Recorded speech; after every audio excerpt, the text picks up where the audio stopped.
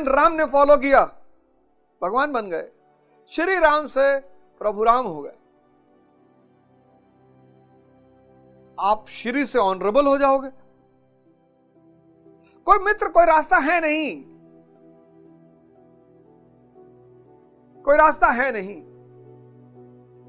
कहीं आश्रम चले जाओ, नहीं घर खुद से कर पा रहा हो, 20-22 दिन के लिए कहीं आश्रम चले आओ, कहीं ऑनलाइन कोर्स कर लो, सुबह में खैर योगा ध्यान करा ही रहा हूं,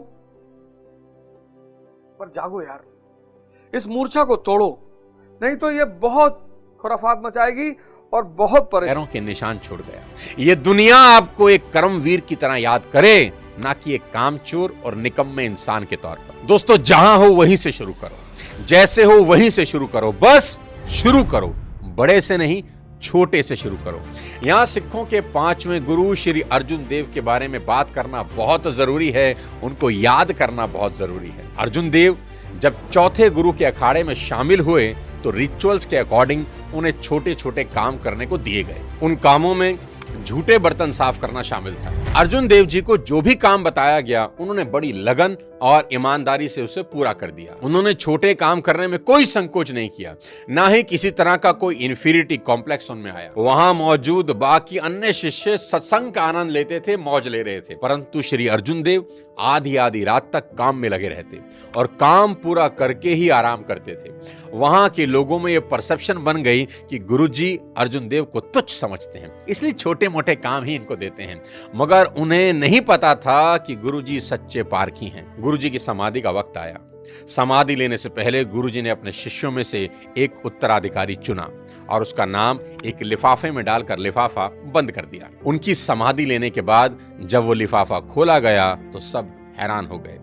उसमें अर्जुन देव जी का नाम लिखा था। तब अन्य शिष्यों को समझ आया कि जिस काम को तुम छोटा समझते हो ना, उसी में गुरु आपकी असली परी के जुर्म में पकड़े जाने पर उस इंसान को जज के सामने पेश कर उसका गुनाह सबमिट किया जाता था। दूसरी बार अगर वही इंसान बेकारी के जुर्म में पकड़ा जाता था, उसके हाथ दाग दिए जाते थे, कोड़े मारे जाते थे और कान का ऊपर का भाग काट दिया जाता था। तीसरी बार उसे कैद की सजा सुनाई जाती थी और चौथी बार मृत्यु दंड ही दे दिया जाता था।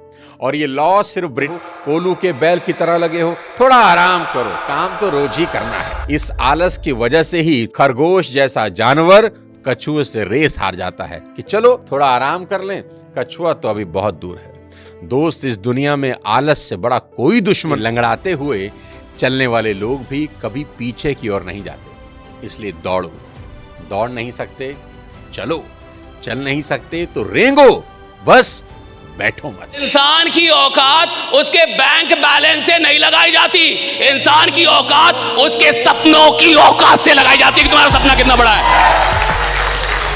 भैया, तुम्हारा सपना कितना बड़ा है ये बताएगा कि तुम आदमी कितने बड़े हो। गरीब आदमी से 18 घंटे काम करवा लो, बट बोलो कि तुम राजा बनोगे, सोचो, नहीं सोच पाएगा, कहेगा सर 19 करवा लो, क्योंकि सोचो तुम राजा बनो, अब काम करवा लो। गरीब आदमी 18-20 घंटे काम कर देगा साहब, सपना नहीं देख सकता। आपको क्या लगता है इतना आसान काम है सपना देखना? इस दुनिया में सबसे मुश्किल काम है सपना देखना। The toughest work is to dream. सबसे अधिक अगर कहीं साहस चाहिए साहब, सपना देखने में चाहिए साहब। और सुन लीजिए, सपनों को पूरा करने में साहब औकात नहीं लगती, सपनों को पूरा करने में मेहनत लगती है। सपना